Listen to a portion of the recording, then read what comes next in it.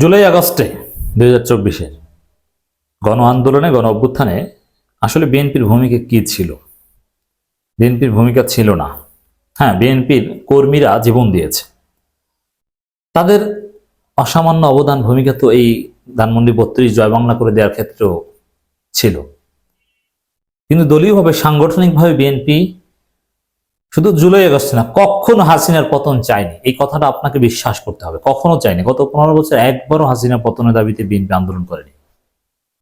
তারা চেয়েছে এমন একটা নির্বাচন যেখানে বিএনপি অংশগ্রহণ করতে পারে, নিয়মতান্ত্রিকভাবে বিএনপি যেন ক্ষমতায় আসতে পারে। কিন্তু হাসিনার পতন ঘটিয়ে তত্ত্বাবধায়ক সরকারে বাধ্য করবে এরকম কোনো চেষ্টা বিএনপির তরফে গত 15 বছরে কখনো করা হয়নি। তা আমি এই কথাটা বলেছি, অতীতে তো করেইনি।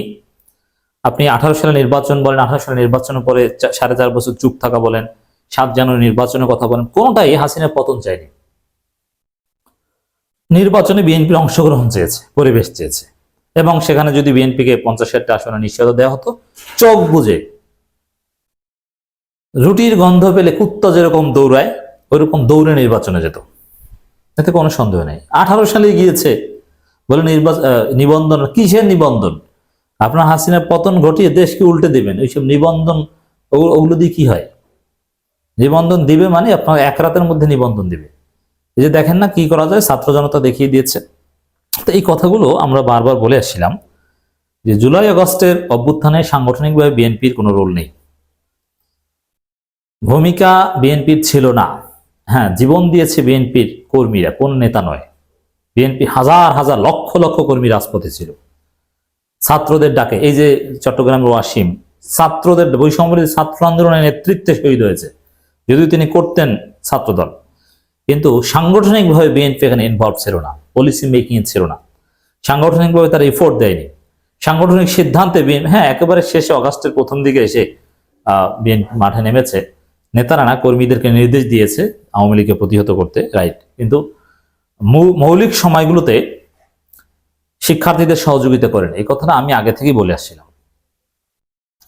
কিন্তু এবার সমন্বয়ক সার্জিস আসল ঘটনা ফাঁস করে দিলেন।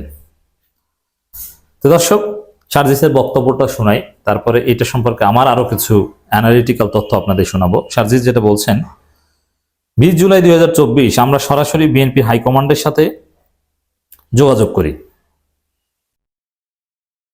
বলেছিলাম খুনের পর খুন হচ্ছে, আমরা বড় কিছু ভাবতেছি। মানে 20 জুলাই ছাত্ররা বলেছিল যে খুনের পর খুন হচ্ছে, আমরা হাসিনার পতন চাই। আমাদের বলা হয়েছিল আমরা এখনো শেখ হাসিনার পতন নিয়ে ভাবছি না। এর মানে 20 জুলাই ছাত্রদেরকে বিএনপি বলেছিল আমরা হাসিনা পতন নিয়ে ভাবছি না, সহযোগিতা করেনি। এবং 20 জুলাইয়ের পরে একাধিকবার মির্জা ফখরুল বলেছিলেন, প্রমাণ, এই সার্জিসের বক্তব্যের প্রমাণ নিন। মির্জা ফখরুল বলেছিল কোটা সংস্কার আন্দোলনের সাথে বিএনপি জড়িত নয়, তারপরে বিএনপি নেতাকর্মীদের সরকার অন্যায়ভাবে গ্রেপ্তার করছে। অতএব সার্জিস যা বলেছেন যে বিএনপি বলেছে যে আমরা হাসিনা পতন নিয়ে ভাবছি না, মির্জা ফখরুলের স্বীকারোক্তির মাধ্যমে তার প্রমাণ হয়েছে। অন দি আদার হ্যান্ড, জামাত কি বলেছিল আপনাদেরকে এই তথ্যটা একটু দিই, পার্থক্যটা দেখেন। গণ অভ্যুত্থানে জামাতের ভূমিকা ছিল, বিএনপির ভূমিকা ছিল না। শিবির তো মূল কোর পয়েন্টেই ছিল, শিবির বৈষম্যবিরোধী ছাত্র আন্দোলন, এরা ছিল পলিসি মেকিং এ। আর সাংগঠনিকভাবে বিএনপি ছাত্রদল এরা কেউ জড়িতই ছিল না। এটা মির্জা ফখরুল স্পষ্ট করেছেন যে আমরা জড়িতই নই, তবে কর্মীরা জীবন দিয়েছে, কর্মীরা ছিল। তো দর্শক, জামাত কি ছিল? আমিরে জামাতের সাথে যোগাযোগ করেছেন সমন্বয়করা। শিবিরের ঢাকা বিশ্ববিদ্যালয়ের সাবেক 3 জন সভাপতি দায়িত্বে ছিলেন।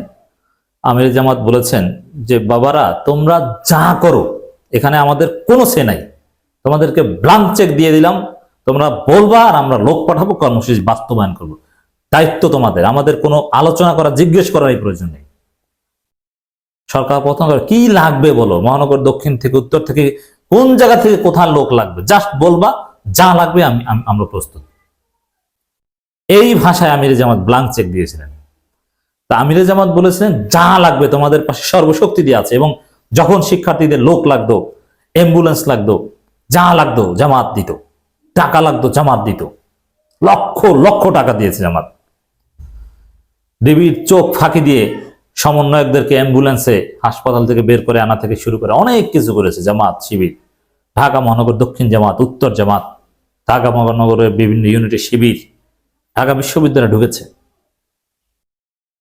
রাতভর সবসময় আমিরে জামাত সার্বক্ষণিক যোগাযোগ রাখতেন। আর শিবিরের ছেলে তো 9 দফা থেকে শুরু করে সাদিক ক্যামেরা কি করেছেন, নেপথ্যের নায়ক, এটা তো আপনারা জানেন। এই হচ্ছে পার্থক্য বিএনপি এবং জামাতের মধ্যে। এজন্যে শারজিস শিবিরের সদস্য সম্মেলনে গিয়ে বলেছিলেন যে গণ অভ্যুত্থানে শিবির আমাদের সহযোদ্ধা ছিল। আর এই শারজিসে বিএনপি সম্পর্কে কি বলছেন, যে বিএনপি বলেছিল আমরা হাসিনা পতন নিয়ে ভাবছি না। পার্থক্য দেখছেন? এটা জনগণকে জানতে হবে, ইতিহাস জানতে হবে।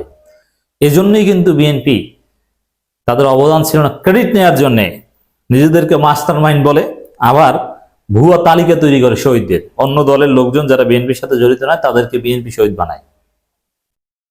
বিএনপির কোন কর্মসূচি, কোন নেতা মাঠে ছিল একটু বলেন না। এই যে আজকে যারা বড় বড় কথা বলে, রুহুল কবির রিজভী, মির্জা ফখরুল, মির্জা আব্বাস, অনেকে তো জেলে ছিল। এছাড়া গশ্বরচন্দ্র রায়, সালাউদ্দিন আহমেদ তো বিদেশি ছিলেন। এছাড়া আরো যারা আছে, এই দুদু টুকু, এরা কোথায় ছিল? কোন সেক্টরে যুদ্ধ করেছে? অবশ্য ছাত্র দলের সভাপতি একটা মজার কথা বলেছেন, মানুষ এটা নিয়ে ট্রল করছে। এটা বলেছেন কিনা আমি জানি না, সোশ্যাল মিডিয়া দেখতে পাচ্ছি। 4 আগস্ট আমার নেতৃত্বে যাত্রাবাড়ি মুক্ত হয়েছিল। ওরে বাবারে, সেক্টর কমান্ডার, 4 নম্বর সেক্টরের সেক্টর কমান্ডার চাচ্চু রাকিবুল ইসলাম রাকিব। মানুষ হাসাহাসি করছে, কিন্তু আসল কথা তো শারজিস বলে দিয়েছেন। বিএনপি হাসিনা পতনে বিশ্বাসী ছিল না। শুধু এখন না দর্শক, এটা বুঝতে হবে যে কখনো হাসিনা পতন চায়নি। আপনি একটা প্রমাণ দেখান যে হাসিনা পতনের দাবিতে বিএনপি এইভাবে আন্দোলন করেছে। না, বিএনপি তত্ত্বাবধায়ক সরকার চেয়েছে, সুষ্ঠু নির্বাচন চেয়েছে, বিএনপির অংশগ্রহণ চেয়েছে, নির্বাচন পিছিয়ে দেয়া চেয়েছে, কিন্তু হাসিনা উৎখাত করে, হাসিনার গদি থেকে টেনে হিস্ট্রে নামিয়ে আমরা সুন্দর বাংলাদেশ করবো, এরকম কোনো কর্মসূচি বিএনপি কখনো ছিল না। এবং বিএনপি কি করেছে, কর্মসূচি দিয়ে ঘরে বসেছিল। 2014 সালে আপনারা দেখেছেন, 18 সালে দেখেছেন, এই যে সর্বশেষ 24 সালের 7 জানুয়ারি নির্বাচন, বিএনপি কি করেছে আপনারা দেখেছেন। নির্বাচন ঠেকাতে বিএনপি মাঠে ছিল না, জনগণ নির্বাচন বর্জন করেছে। তো দর্শক, এই হচ্ছে অবস্থা, এটা জনগণকে জানতে দিন। শারজিস আলম আসল ঘটনা ফাঁস করলেন যে বিএনপি সাংগঠনিকভাবে জুলাই আগস্টের গণবিপ্লবে, গণ অভ্যুত্থানে ছিল না। তারা সহযোগিতা করেনি, তারা হাসিনার পতন চায়নি। তারা স্পষ্ট বলেছিল আমরা এর সাথে জড়িত নয়। তবে বিএনপির হাজারো লক্ষ কর্মী অংশগ্রহণ করেছে, শত শত কর্মী জীবন দিয়েছে, এবং বিএনপি নেতাদের অনেক সন্তানেরা বৈষম্য বিরোধী ছাত্র আন্দোলনের নেতৃত্বে মাঠে ছিল। এবং অগাস্টে এসে বিএনপি ঢাকা মহানগর থেকে শুরু করে বিভিন্ন পর্যায়ে নেতৃবৃন্দ লাঠি সাপ্লাই দিয়েছে। বিভিন্ন মহানগরে বিএনপির অনেক সাবেক নেতা টাকা পয়সা দিয়েছে বৈষম্য বিরোধী ছাত্র আন্দোলনকে, যেটা সত্য, সেই ক্রেডিট আমরা দিলাম।